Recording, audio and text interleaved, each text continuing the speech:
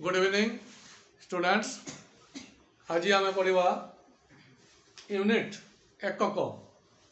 देख मुझे चार्ट लिखिदे तुम्हें मैंने पढ़।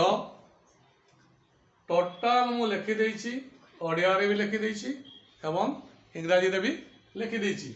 देख वस्तुत्व मास किलोग्राम कहती किलोग्राम ओडिया रे भी लिखिदे एवं इंग्राजी रे लिखिदे।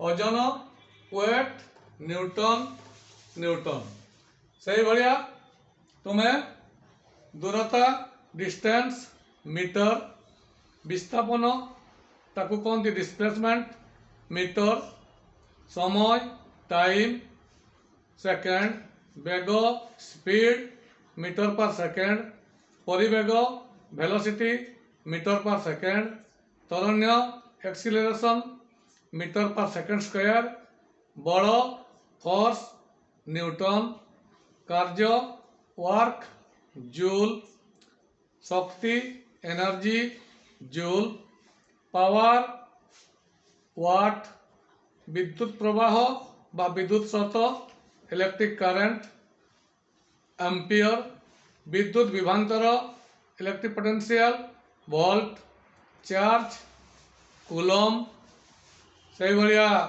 आमर चाप बा प्रेशर पास्कल विद्युत प्रतिरोध रेजिस्टेंस ओम प्रतिरोधिता रेजिस्टिविटी ओम मीटर ये आमर यूनिट गुड़िक अच्छी एगुड़ाक सब तुम्हें चार्ट देखी मन रख।